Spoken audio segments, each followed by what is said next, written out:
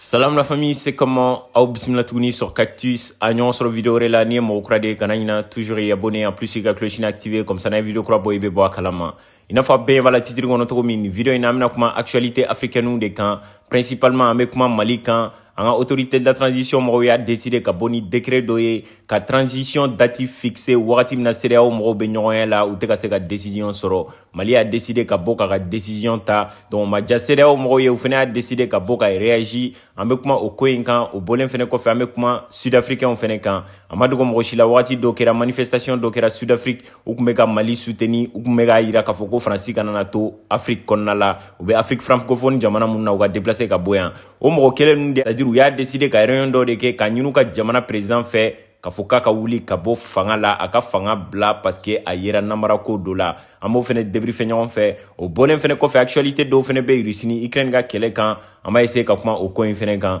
comme d'habitude il y a vidéo flé il va cliquer ni bouton kan pour me donner de la force. C'est parti pour la vidéo.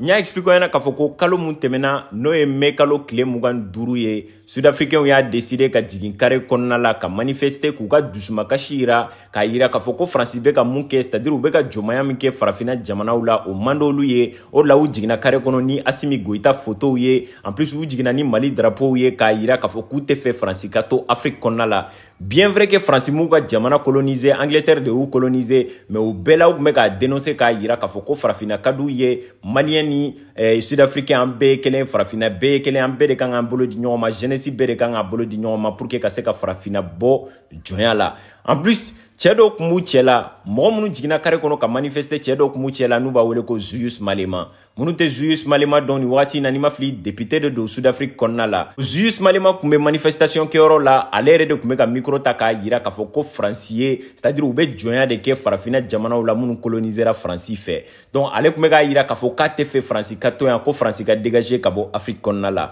bon munu te Julius Malema don 2008 wakati la c'est-à-dire Sud-Africain on a zenesi ka ligi do c'est-à-dire ou association lama do kumbe nous ba wele ko ANCYL donc aller de kunyo président au wakati la donc abna fu ya décidé ka bo au président la parce que me kuma do fo Sud-Afrique tubabu ma mun kunte ka jamoro ye au la ya décidé ka bo au postina ni wakati na ni mafli député de Sud-Afrique konna la bon amadu ko mo shila Sud-Afrique jamana ye tubabu ni farafiun de be vi a jamana kono a tubabu ka chan a farafiun ka chan wakati do kera nu ba wele ko apartheid c'est-à-dire tubabu kumbe jomaya ke farafiun na Sud-Afrique konna la c'est-à-dire farafiun kunti se ka bara ñanama soro ou kunti se ka logement ñanama soro ou kunti se ka vie ville baw konna la en plus ali diriger li ni fennu a chama kumbe tubabu de bolo opportunité mu kumbe tubabu bolo Sud-Afrique konna la o kunte farafiun bolo ni mafli Mandela nu kumbe kunyo keleke tout pour que kanani c'est-à-dire hake farafiun ni tubabu ni ñoche mais a chama sara o kon nuna et tout donc o tche nu ba wele ko Julius Malema ni wakati na député de do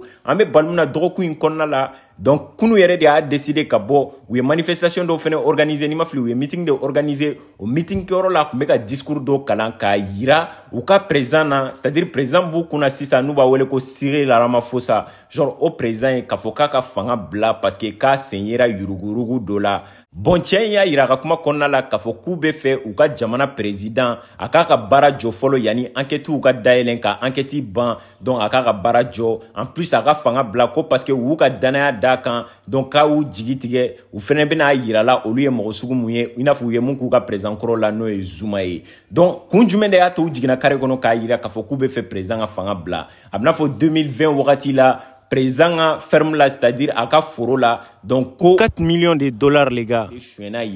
donc président maçon a dénoncé ka yira ka foka ka war chouena donc président a kuma là c'est-à-dire président pour ka dénoncer ka yira ka foka le ka service de sécurité chef ou kale a foyana ka foko ka dénoncer c'est-à-dire ka ta déclarer ka foka ka war do chouena ale ka foro là en espèce en plus hein. Donc si Julius Malema to révolutionnaire kumbe ka yira ka foko ni war masoro sira jelenkan ni war mu chouena donc côté c'est ka déclarer ko surtout 4 millions de dollars au be mu nyini président bolo en espèce côté banki la o te fenore la o dugolembe aka foro la o kroba yira ka foko e war chouenende donc au président a bo aka yere nyefo en plus yani enquête ou ka daelen fene il va falloir que président a barabla donc président fene a décidé ka bo ka yere justifier aka discours konna la k'a yira k'a fɔ ko kuma minnu bɛ ka fɔ ale ma k'ale ma jɛn n'a ye ko en plus ko le fait que a fɔra k'a fɔ ko ale ma yira k'a fɔ k'a ka wari suɲɛna ko kuma ye galon de k'ale y'a fɔ a ka service de sécurité chef ɲɛna ko ka taa déclarer police la. Question qui serait à se poser maintenant, président Kuturu banquiw bɛ 4 millions de dollars bɛ mun ɲini e ka foro kɔnɔ n'i tɛ se ka taa bila banque la surtout en espèces. Jamana dɔw yɛrɛ la a interdilen do wari quantité dɔw ka kɛ mɔgɔ bolo en espèces, surtout 4 millions de dollars les gars. A essayé à convertir français fala o be ben joli ma ou soit ou yɛrɛ ka wari la o be ben joli ma. Donc cɛ in ka meeting kɛyɔrɔ la a kun bɛ ka exiger u ka président fɛ k'a fɔ k'u bɛ fɛ président yɛrɛ de ka baara bila ko parce que k'a bɛ blanchiment d'argent de kɛ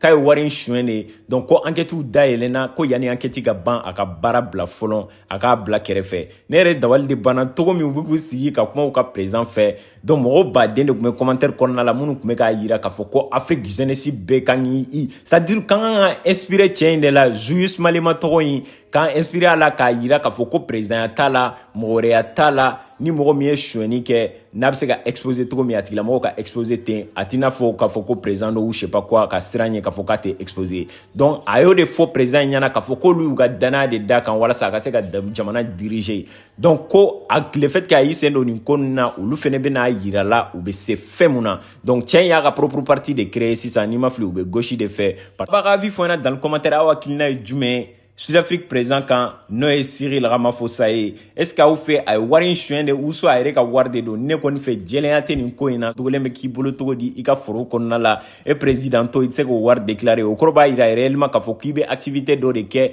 i tɛ fɛ k'a wari jɛlenya. Donc u yɛrɛ y'o de yira k'a fɔ ko président y'a yɛrɛ décrédibiliser c'est-à-dire a ye mɔgɔw ka danaya bɔ a yɛrɛ kan ni nin enquête bɔra min na b'a expliquer ɲɛna. Bon maintenant bɛna taa Ukraine de waati dɔ kɛra n y'a expliquer ɲɛna k'a fɔ ko ONU mɔgɔw ni américains y'a ɲini c'est-à-dire biélorusikaw fɛ jamana dɔ de don n'a bɛ Ukraine da fɛ u y'a ɲini o président fɛ k'a fɔ k'olu b'a ɲin'a fɛ bilen bɛ Ukraine kɔnɔna la c'est-à-dire alikama bɛ Ukraine kɔnɔna la ni Rusiw kɛlen don ka sira da ɲɛ ni alikama in tɛ ka se ka bɔ donc k'u b'a ɲini biélorusikaw ka président fɛ olu ye sanction bin u ka jamana kan n'o ye Biélorusi ye k'u ka sɔn a ma Ukrainiens ka alikama mun bloquelen don Ukraine kɔnɔna la a ka tɛmɛ u ka jamana fɛ walasa u ka don n'a ye Union européenne kɔnɔna la ka sɔrɔ ka taa feere diɲɛ ma. N y'a expliquer na o wagati la k'a fɔ ko Biélorusi président n'o ye Alexandre Lukashenko ye k'a fɔ k'a ma bɔ k'a yira n'a sɔrɔ a jɛra n'a ye ou pas o dun fɛnɛ ni Vladimir Poutine ka di ne y'a fɔ ɲɛna o wagati la k'a fɔ k'a tɛna jɛn n'a ye a tɛna o décision accepter parce que Vladimir Poutine nun kɛlen don ka jan da mɔgɔ ninnu ye k'a fɔ k'u tɛ tɛmɛ.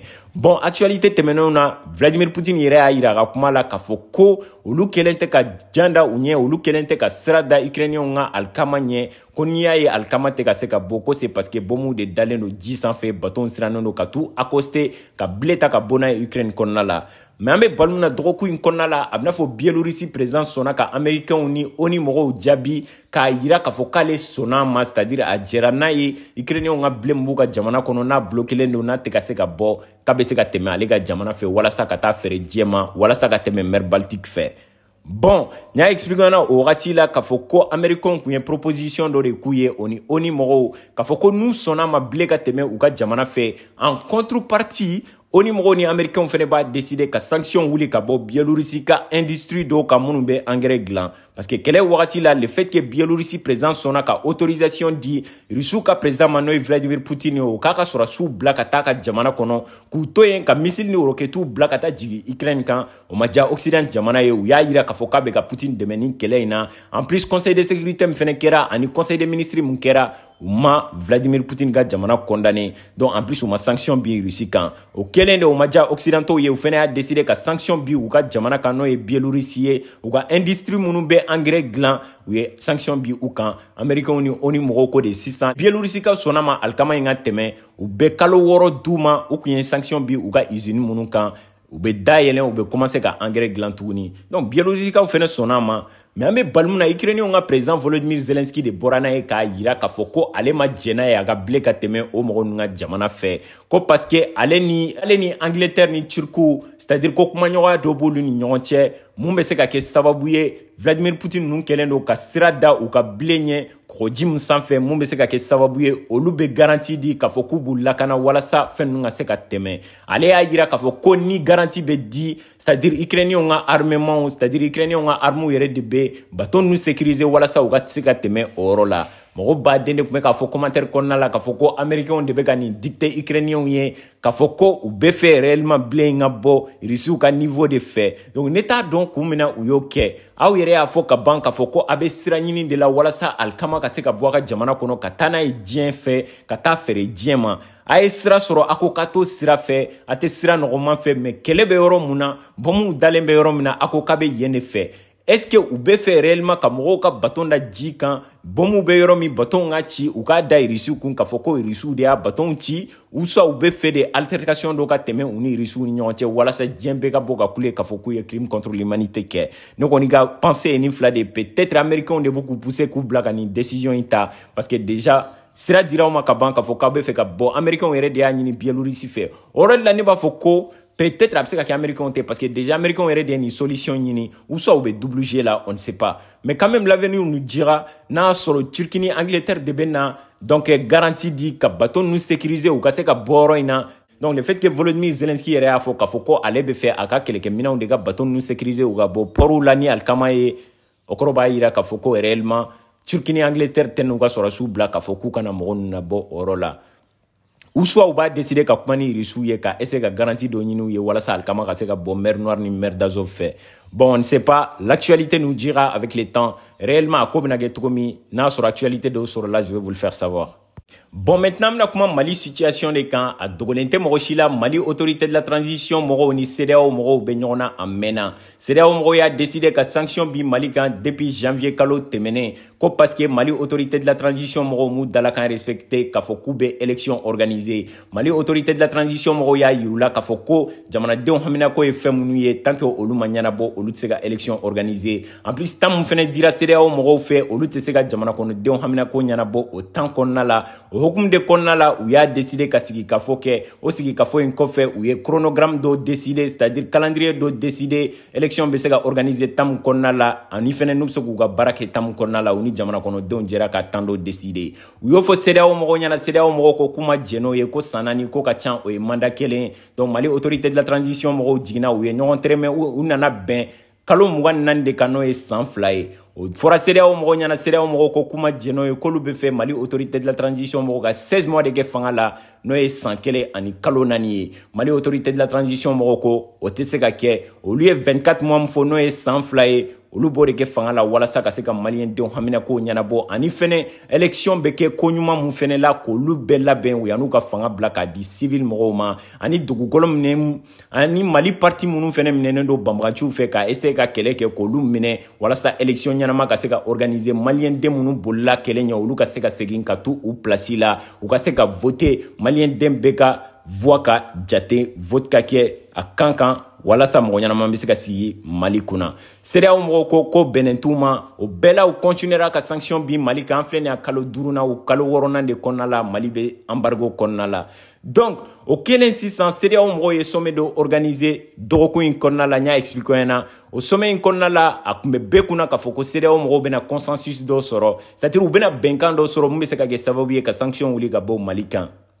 mais au sommet in kɔnɔna la CEDEAO mɔgɔw ma se ka bɛnkan sɔrɔ u yɛrɛ damaw ni ɲɔgɔn cɛ en plus au sommet in kɔnɔna la u tun tɛ ka kuma Mali dɔrɔn kan u tun bɛ ka kuma jamana 3 de kunkanko la coup d'état kɛra jamana minnu na n'o ye Mali ni Burkina ni Guinée u bɛ transition de la ni wagati in na sɔrɔsiw de bɛ fanga la donc u ma se ka consensus sɔrɔ c'est-à-dire CEDEAO jamana ɲɛmɔgɔw ma se ka bɛnkan kelen kan walasa ka sanction wuli ka bɔ Mali kan an bɛɛ tun b'o de espérer hali Mali gouvernement de la transition mɔgɔw tun bɛ k'o de espérer k'a fɔ ko sanction bena wuli ka bɔ Mali kan donc o kelen sisan le fait qu'il y a décidé ou ma sanction wuli ka bɔ Mali kan almuna o dɔgɔkun kelen kɔnɔna la Mali gouvernement de la transition mɔgɔw ka porte-parole tun bɛ télé la a bɔra ni décret dɔ ye n'a signera an ka président de la transition fɛ n'o ye Assimi Goïta ye genre o décret in kɔnɔna la Mali tun bɛ k'a yira k'a fɔ ko u ye transition date fixée ni CEDEAO mɔgɔw ma se ka décision sɔrɔ olu ka décision ta u ye transition date fixée 24 mois et pourtant u tun bɛ dialogue de la c'est-à-dire kumaɲɔgɔnya de b'u ni ɲɔgɔn cɛ o wagati la u tun bɛ ka négocier de Mali tun ye kalo 24 de f'u ɲɛna mais a tun ma fixé fɔlɔ non décret bɔlen sisan président kelen ka signé o kɔrɔ de b'a yira k'a fɔ ko coûte que coûte a signera Mali autorité de la transition mɔgɔw bɛ kalo 24 de kɛ fanga la n'o ye san 2 ye. A daminɛna mars kalo tɛmɛnen de, donc a bɛ continuer jusqu'en mars 2024 n'o ye san 2 ye. Donc Mali autorité de la transition mɔgɔw ka porte-parole tun bɛ télé la, ale tun bɛ k'a yira de k'a fɔ ko nin ye de k'a yira jamanaw la ani k'a yira mɔgɔw la. Mɔgɔ minnu ka kuma ye wagati bɛɛ k'a yira k'a fɔ ko gouvernement de la transition bɛ fanga la, u bɛ fɛ k'u yɛrɛ éterniser fanga la de, c'est-à-dire u bɛ fɛ ka to fanga la de, u tɛ fɛ ka fanga di civiliw ma. A yira k'a fɔ ko nin kɔrɔ de b'a yira k'a fɔ ko Mali autorité de la transition a ŋaniya t'u kɔnɔ ka to fanga la, ko parce que n'a sɔrɔ mɔgɔw don a ŋaniya bɛ mɔgɔ min kɔnɔ k'a fɔ k'i bɛ fɛ ka to fanga la san caman ou soit kalo caman i bɛ fɛ ka to fanga la, a tigilamɔgɔ ye décret bɔ don min a bɛ se k'a fɔ ko c'est-à-dire transition bɛ daminɛ à partir de ce jour-là, c'est-à-dire o don yɛrɛ de transition bɛ daminɛ. Et pourtant Mali autorité de la transition mɔgɔw ye décret signé juin kalo de kɔnɔna la, donc u tilala k'a yira tuguni k'a fɔ ko transition daminɛna depuis mars kalo kɔnɔna la. Donc o b'a yira k'a fɔ ko kalo dɔw yɛrɛ expiré la, c'est-à-dire kalo dɔw yɛrɛ tɛmɛna déjà ka bɔ transition date la. Bon, le fait que Mali autorité de la transition mɔgɔw ye date fixé k'a yira k'a fɔ k'u bɛna kalo 24 de kɛ fanga la n'o ye san 2 ye. A ma diya CEDEAO mɔgɔw ye, u y'a décidé ka communiqué dɔ kɛ kunu. O communiqué in kɔnɔna la u tun bɛ k'a yira k'a fɔ ko olu b'u ka dusumakasi yira. En plus a ma diya olu ye le fait que wagati min na CEDEAO mɔgɔw ni Mali autorité de la transition mɔgɔw bɛ ɲɔgɔn ye la, en plus u bɛ sigi ka fɔ la walasa ka se ka consensus dɔ sɔrɔ, ka bɛnkan dɔ sɔrɔ u ni ɲɔgɔn cɛ nin ko in na, ko Mali autorité de la transition mɔgɔw b'a b'u yɛrɛ la ka date dɔ choisir u yɛrɛ ye k'a sɔrɔ olu ta ma bɔ. Bon, u y'a yira k'a fɔ ko u ka médiateur n'o ye Goodluck Jonathan ye, Nigeria président kɔrɔ mun chargelen don walasa ka kuma ɲɔgɔnya kɛ CEDEAO mɔgɔw ni Mali ni ɲɔgɔn cɛ, ko o cɛ in bɛna continuer ka médiation kɛ Mali ni CEDEAO mɔgɔw ni ɲɔgɔn cɛ walasa u ka se ka chronogramme dɔ sɔrɔ mun bɛ diya Mali autorité de la transition mɔgɔw ye, wagati dɔw ka sɔrɔ mun bɛ diya Mali autorité de la transition mɔgɔw ye walasa CEDEAO mɔgɔw bɛ se ka continuer k'u ka dɛmɛ di Mali autorité de la transition mɔgɔw ma ani Mali yɛrɛ ma. Alors les gars, ne kɔni ka faamuya la Mali autorité de la transition mɔgɔw y'a yir'u la de k'a fɔ ko ils sont décis, c'est-à-dire décision bɔ olu la, olu tɛ munumunu autour du pot, fɛn b'u kun u kan cɛ u b'o de yira, en plus baara min kɛli b'u kɔnɔ u b'o de kɛ, parce que CEDEAO mɔgɔw bɛ ka sigi wagati bɛɛ k'a yira k'a fɔ ko u bɛ fɛ ka décision ta, aw bɛɛ jɛra k'a fɔ k'a bɛna décision ta, an ma se ka consensus sɔrɔ, a bɛ tila k'o décaler tuguni k'a fɔ ko fo kalo kelen u yɛrɛ dun bɛɛ b'a kalama k'a fɔ ko embargo bɛ ka jouer Mali kan, donc temps dun bɛ ka taa, n'a dun continuera vite bɛna kɛ yen, c'est-à-dire kalo dɔw bɛna tɛmɛ ka sɔrɔ a date ma fixé. N'o dun tɛmɛna a bɛna na fɔ ko vite bɛ ni Mali autorité de la transition mɔgɔw y'a décidé kɔfɛ k'a fɔ ko transition bɛ daminɛ kalo wɛrɛ la, genre kalo minnu tɛmɛna u bɛna na fɔ ko kalo caman écoulera, donc peut-être o hukumu de kɔnɔna la Mali autorité de la transition pour prouver leur bonne volonté k'a yir'u la k'a fɔ ko fanga toli t'u kɔnɔ, u nakun ye de walasa ka se ka haminakow ɲɛnabɔ, u nakun tɛ walasa k'u éterniser pouvoir la, o hukumu de kɔnɔna la u y'a yira nin wagati in na k'a fɔ ko transition daminɛna a mɛnna depuis mars kalo kɔnɔna la, donc ni c'est-à-dire ni fanga tɛ ninnu na ka décision ta, a fanga banna an tɛ fɛ ka to pouvoir la, donc n'u tɛ se ka décision ta, an bɛ décision ta, an bɛ temps fixé, wagati bɛ ka tɛmɛ, donc an nakun ye walasa ka wagati min kɛ an b'o kɛ 24 mois an y'a décidé k'an ka décret signé, n'a wagati sera an bɛ wuli ka bɔ fanga la, an bɛ fanga di civiliw ma, élection bɛ organiser. On espère tous que u bɛna se ka consensus sɔrɔ ni CEDEAO mɔgɔw ye, u fɛnɛ tɛna dimi ni décision in kosɔn. Ne kɔni fɛ Mali autorité de la transition ye bonne volonté de yira le fait que u y'a décidé vite mun tɛmɛna ko inclus donc délai de la transition na et tout, tu vois, le fait que délai mun dir'u ma n'a kun y'u ja u kun bɛ se k'a fɔ décret signé na don min papapaw u b'a fɔ ko transition bɛ daminɛ o date la, o la kalo minnu tɛmɛna a bɛ kɛ i n'a fɔ o tɛ san 2 in na, mais kalo minnu tɛmɛna u y'a décidé k'olu bɛɛ kɛ transition kɔnɔna la, décret yɛrɛ signéli kɔnɔna la, o kɔrɔ b'a yira k'a fɔ ko ils ont la bonne volonté de ne pas s'éterniser au pouvoir et tout. A fana bɛ se k'a ka avis fɔ ɲɛna dans le commentaire. N'a sɔrɔ actualité jaraw y'a kana ɲinɛ a b'a cliquer ni bouton kan pour me donner de la force. A mi ɲɔgɔn sɔrɔ vidéo wɛrɛ la, c'était Cactus. Prenez soin de vous et à la prochaine.